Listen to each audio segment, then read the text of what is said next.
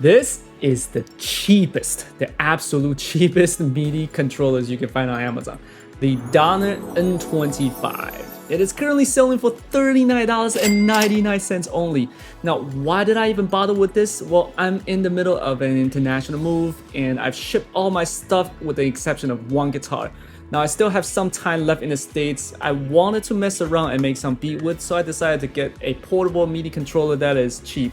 So this is my compromise. Now, is it still worth that $40? Well, let's find out today with a quick episode of Is It Worth It? Let's go! Alright, as always, we're gonna start with an unboxing. So we just time travel back to when I first got this MIDI keyboard controller. Here it is. The box looks pretty nice. We can find the product manual right on top. It's got multiple languages. When I read the instruction, it's written pretty well. There are a few typos here and there, so I mean, it's kind of expected when you get stuff from China, right? So here's a USB to USB-C cable that they included. It's a nice nylon braided cable, not some cheap plastic thing that you probably have 40, 50 stored in a bin that you never use. So that's a very nice touch. Now let's go ahead and take the keyboard out of the bag. It's completely made out of plastic. It's to be expected, I think. It feels very lightweight. It feels like a toy, but it's not like so cheap that it feels like it's gonna fall apart. The keys are very tactile. It has very nice action to it. And here is the joystick control and the buttons that we're gonna talk about next.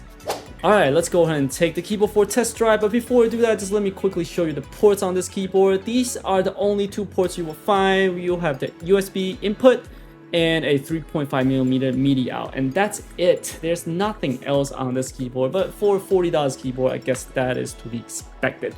All right, let's go ahead and plug it in. Once you do that, it will blink and it is ready to go. Like mentioned earlier, the keys on this keyboard is actually very tactile.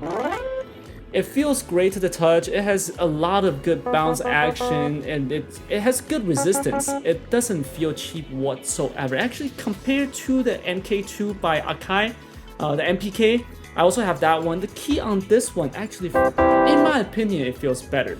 Now, when it comes to portability, it is not comparable to the nanoKEY from Korg. That one is a lot thinner than this one.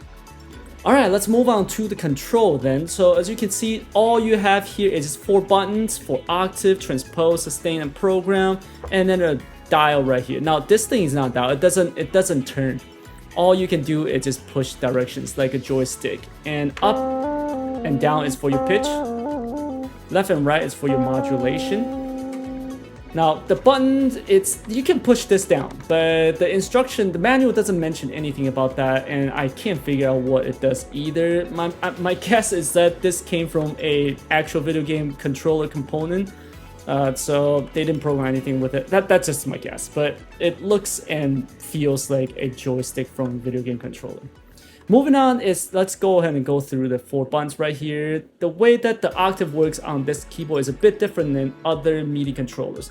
So rather than having up and down octave buttons, you have to engage it. Once it's light up, you can go ahead and change it with the joystick. Once it blinks, it changes like this.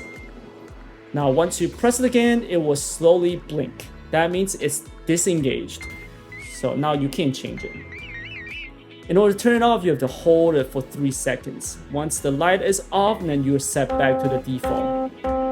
Now, something worth noting is that if you press it and it's engaged, and you change it, and you go back to the default setting, you can actually just turn it off without having to hold it down 3 seconds. Now, that's a bit strange right there.